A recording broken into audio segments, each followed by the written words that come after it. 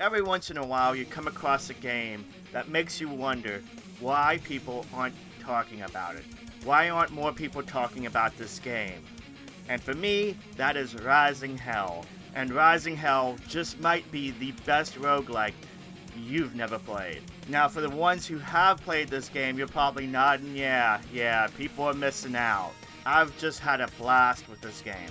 Now, full disclosure, I was given a review key for this game way back in May, and it took me a while to get around to it. And I'm glad I got around to it, of course, because I'm having a lot of fun with it, but I'm kicking myself that I didn't get to this sooner. So what is Rising Hell about? Well, Rising Hell is a vertical action platformer roguelike. And Lucifer is stuck in a tower. He got imprisoned. And your goal is to bust him out with the help of the trickster. And that's pretty much it. Like, you really, it's just go, be evil, and bust Lucifer out to be more evil, I guess.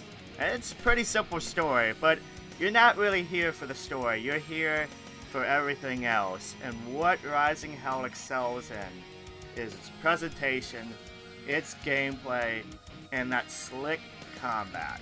First thing you're going to notice about the game is its presentation, and it's slick. I love the art style of it. It has a really cool sprite-based art style that's a lot more complex than most games that use it. It's really eye-catching, it's really eye-popping. I love just the overall aesthetic of it, being this metal, hell, rock kind of style to it. It's really good. And of course, you're going to really dig the soundtrack to this. If you're really into heavy rock, heavy metal and that, you will love the heck out of this soundtrack. This soundtrack is really good. And it just works together. Presentation is on point for this game. Next thing you're going to notice is the controls. The controls are pretty simple. You have your movement, you have your jump, you have your action button. But what really works here is just the flow of combat, being able to just move from one enemy to the next. It's very smooth. And for a limited control scheme, it just works. And along the way, you'll be able to pick up power-ups and that, and we'll get to that in the next section here. But it just works so well together. Once you really get comfortable with it, you'll be flowing from enemy to enemy in succession in a single jump. And by the time you land, you'll have like 5 or 6 enemies killed. And all those gems will be coming to you. It works. It's very intuitive. And if you're not really that great at action platformers, you can really figure out and get a good handle on this. So that's a good positive point for this game. Now the last part and what makes this game so good, and what ties everything together, is of course the gameplay. As you go through, of course, you'll be fighting demons and monsters and all that. But you'll be coming across these runes, these gems that you'll be picking up. And this is your power. Green ones are for healing. The red ones are for spending to get these awesome upgrades. As you go through parts of the tower, you'll reach the top, and you'll have like a set of bonuses that are random that you can obtain. Sometimes it's speed buffs, sometimes it's attack buffs, sometimes it's situational buffs, sometimes it's respawning after death. That's a really good one to look out for. And this is what really grows your character. It has a bit of an RPG mechanic as you go through. When you start your run out, you're not going to be as powerful as towards the end of the run, where you have all these buffs and everything working in unison, and you're just this powerful badass. Along the way, you'll be able to enter in some portals that will give you more chances to earn runes, as well as be able to encounter the trickster. And the trickster has his own set of bonuses too, so you definitely want to look out for those. And I just love the smoothness of it. Like, every run through is different. Of course, it's a roguelike, of course, but it works so well. And each time you go through, you'll kind of pay attention to which buffs are good to look out for, when to use those red stones. Look out for weapon buffs, those temporary weapon buffs and weapons that you can earn in the game that can give you stuff like electricity. You can see from the gameplay, it just works so well. It's so nice. And I'm going to have an extended gameplay at the end of this. if you want to check it out to see how extended go at the game is.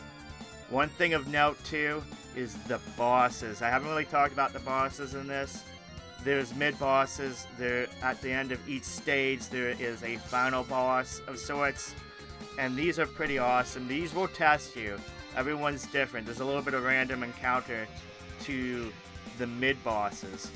But you'll really dig it. I mean, they do challenge you quite a bit. But once you figure out the patterns and once you figure out the mastery of how to defeat them, it gets really rewarding. And each go through at the game, again, you'll get better and better and better and more aware of what to do. And even if you have a bad go at the game still has a good progression because there's purple stones that you can earn, and these things can unlock other characters as well as some starting out statuses and buffs for your character as well. You can also use them in the game if you wish. If you have a set of buffs you don't like, you can re-roll them with the purple stones and hopefully get a buff that you do want, that you want to spend some red stones on. The game has a great progression and no playthrough is ever erased for you. So there you go, it's Rising Hell. I went to hell and I liked it. The version I've been playing here is the Nintendo Switch version. Of course it plays well in handheld mode. This game is out on other platforms. It retails for an MSRP of $9.99, which is a great deal for this game. Some roguelikes cost a lot more than that, and I think that's a steal at $10 for this. If you found this video useful, or if you found a brand new game to play, give it a thumbs up. Helps this channel out, helps this video out. Also consider subscribing. We're trying to get to 1,000 subscribers before the end of the year. It's a lofty goal, but I think we can do it. Also want to give a big shout out to the Patreon members. I launched the Patreon less than a week ago because, as most people know, I am now streaming exclusively here on YouTube on the channel. We just had a awesome stream on Friday with Skyward Sword HD, but I'm no longer on Twitch. So these guys are helping out. If you wish to join the Patreon, there's some interesting perks to check out. Starts at $1.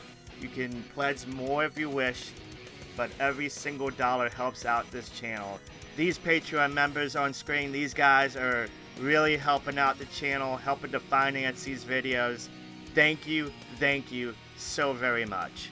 And of course, for everyone, thank you for watching. Have a wonderful day, and I will catch you next time.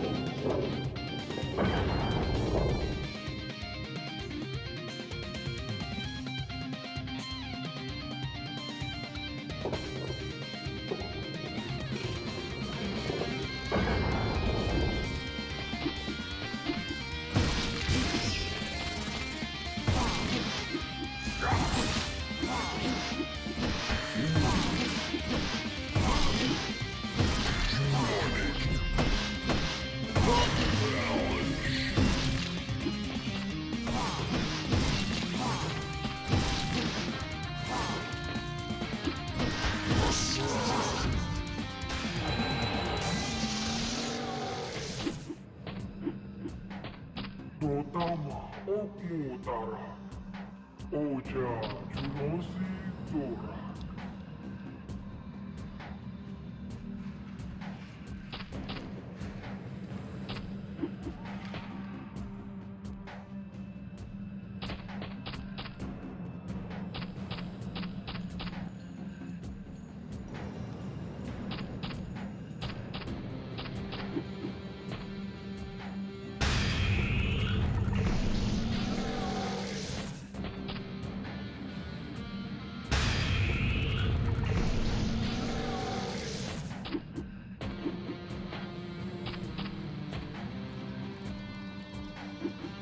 Beto, okay?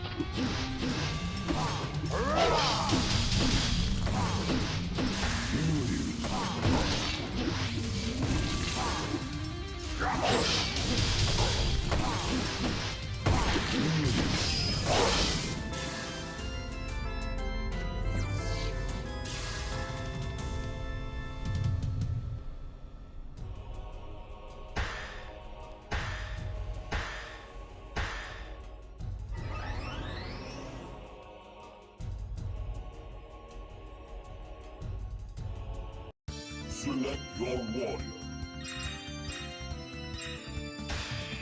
Select your rally.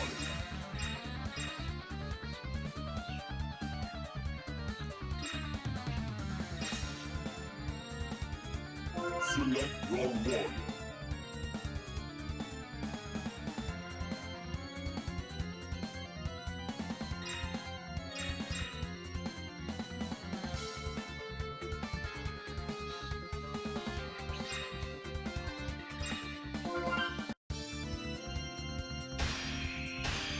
Rising Hell. Select your warrior. Select your rally.